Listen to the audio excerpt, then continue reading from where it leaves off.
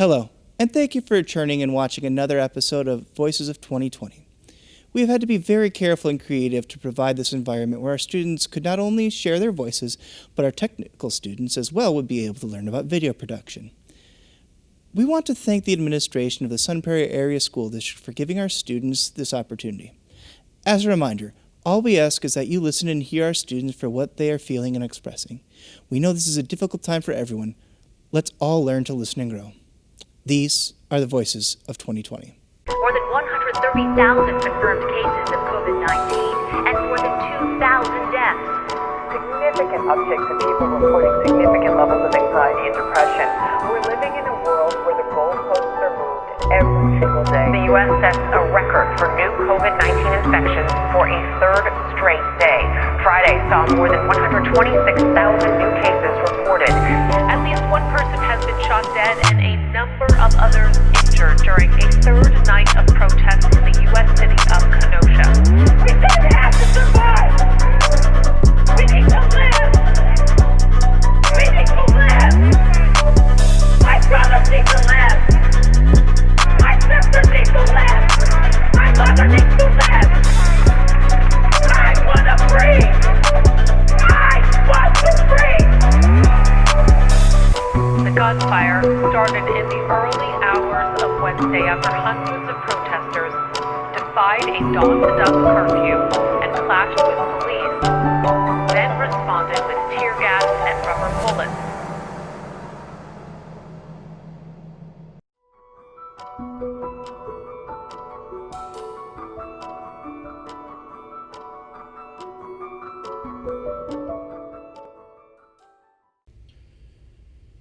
Every morning, every day, my phone pings with more bad news, more lies, more hate, more bile spewing from the belly of what is supposedly America. I say supposedly because this is not the America I thought I knew, not the country where I have grown up and played and learned and become an adult. Perhaps I was sheltered. I didn't understand that my America might not be your America too. Every morning, I wake up and I see my face. A face that gives me advantages others can only dream of. I know I have privilege.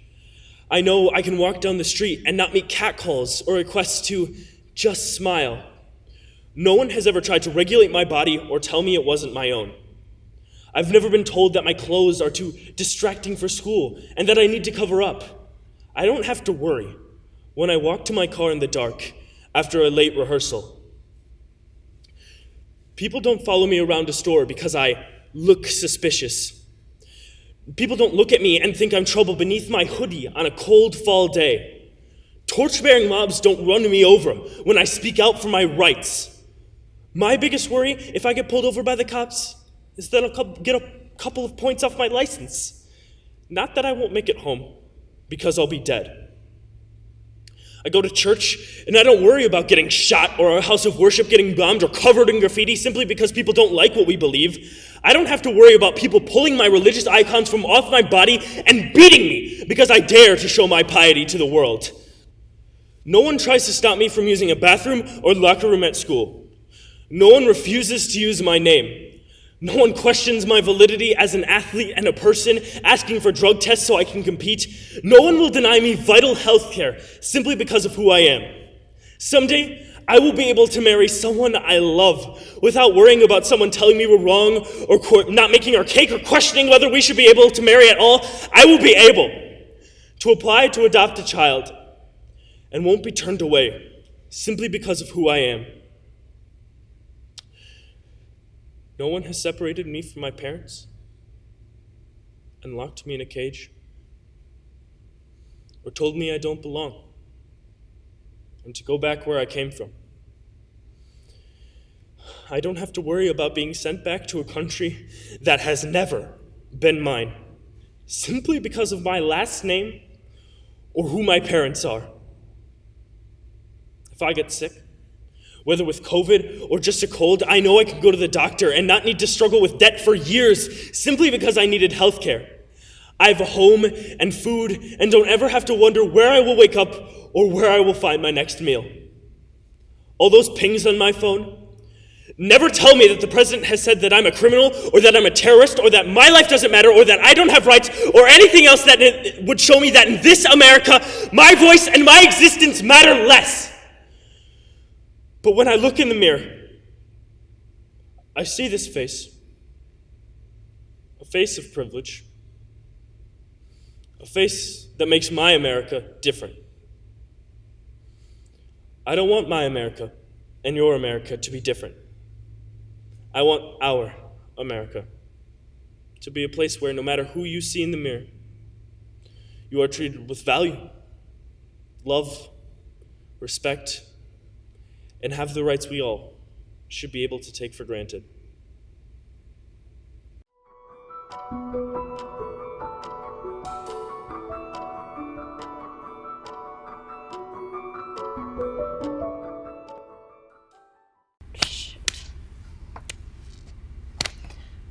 We seem to have a bit of a misunderstanding. See, you believe that Christopher Columbus sailed the ocean blue to be the first to find America. Tell that to the 15 million indigenous people that died because of him. You somehow believe that all Muslims are terrorists just because you were alive during 9/11. But that's just your Islamophobia.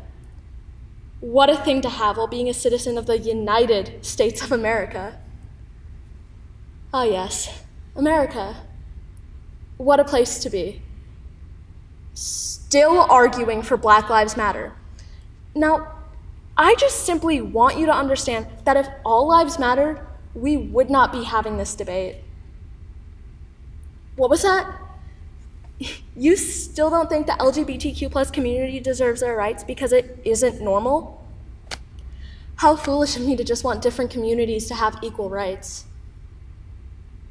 Hold on, you really think that the 16-year-old girl that wound up pregnant doesn't deserve an abortion? It doesn't matter what she was wearing. Men like you should be able to control themselves and not sexualize women and young girls. Oh, I get it. You're pro-life, aren't you? Riddle me this. If you don't agree with pro-choice, why should you have the choice of wearing a piece of fabric over your face? If women don't get the choice over their bodies, neither should you.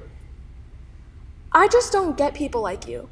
Why can't a racist, sexist, homophobic, transphobic, Islamophobic, anti-masker, like yourself, just get it through your thick skull that many communities do not like you?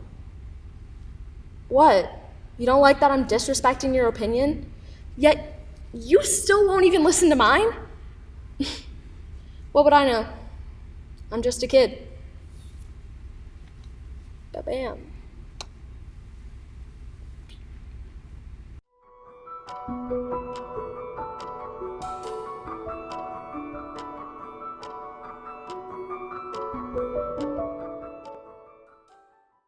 Talent? Me? You must be thinking of someone else. I don't have talent. Me? Well, there's nothing talented about me. I can craft together a few words of an essay or piece together a jazz number on my trombone, but talent? I'm just your run-of-the-mill Wisconsinite.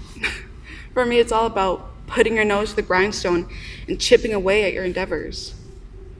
For myself, it's all about hard work. All that flashy stuff just isn't my style. We live in a world where if you aren't playing hard to win, you might as well be sitting on the bench to lose. It's a shark-eat-shark world out there. Of course, there are those like Jeff Bezos and Albert Einstein, where it just seems that the universe coalesces behind their good fortune. But most of us aren't like that. Most of us go to work 9 to 5 striving to make a living. You can be a talented genius, but at the end of the day, it's all about hard work. But after years of seeing others bust their asses off in the name of the almighty dollar, it feels futile. Did you know that 40% of Americans are $400 away from total financial collapse? As I get older, hard work is not what it's cracked up to be. That promotion might feel good for a while, but we all know that feeling is only temporary. At the end of the day, You cannot work yourself into happiness, and prosperity is never guaranteed. I think it's time we ask ourselves, do we want to spend the rest of our lives in an office cubicle, running back and forth between home and the grocery store? Isn't there more to life than the mediocre standards of yesteryear? You're probably answering that question now in your head, realizing that dream you had in high school is not what you thought it would be.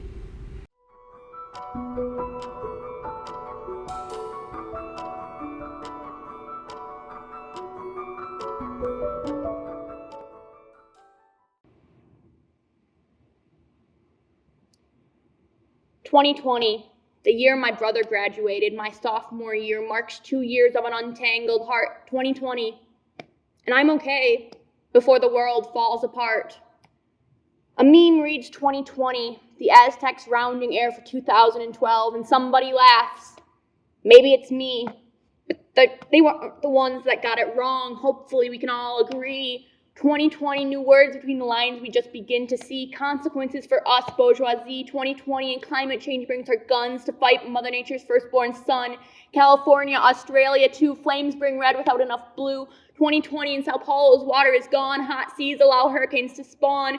2020, the year my high school had gun threats. 2020, the year COVID spread, a monster hiding under my bed. 2020, the year that nobody cared. The president chose stocks over being prepared. 2020, 200,000 lives lost, but hey, that's just opportunity cost. The year Muslims in India were hunted and attacked. So much pro-life if the lives aren't black. 2020, the year my skin made knives of kind hands, and I'm glad to see people taking stands. 2020, the year robots took over Twitter, giving us facts sprinkled with glitter. 2020, my uncle on a ventilator for 2 weeks. 2020, the year the president shot tear gas on a peaceful protest to cross the block for a photo shoot, hoping to be noticed with a Bible. My Bible. 2020, the year I colored in spirals, not seeing the difference. 2020, the year I was told I was best as just an idea, and I agreed, spending my days piercing myself into poems, hoping for art. 2020, the year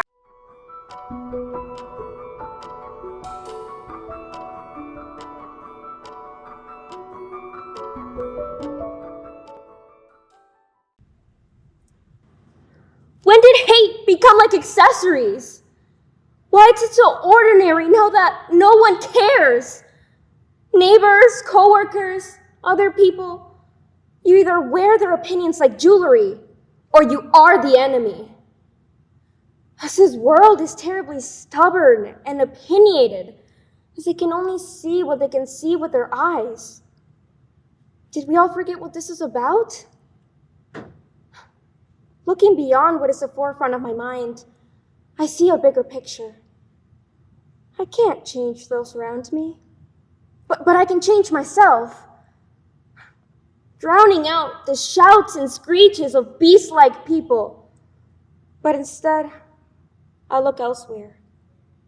There are no limits. My only limitation is if I give up. But today's not the day to give up, but to look further ahead until you can finally see what is real. It is not something you can see, like emotions that are worn like jewelry, but feeling from what makes life valuable. The value of objects will disappear as they become old and forgotten, but a story is always worth telling and worth listening to. Money may someday be worth nothing, but feeling will never lose its value. For it is feeling that expels hatred. More than 130,000 confirmed cases of COVID-19 and more than 2,000 deaths. Significant upticks in people reporting significant levels of anxiety and depression. We're living in a world where the goalposts are moved every single day. The U.S. sets a record for new COVID-19 infections for a third straight day. Friday saw more than 126,000 new cases reported. At least one person has been shot dead and a number of others injured during a third night of protests in the U.S. city of Kenosha. We said half the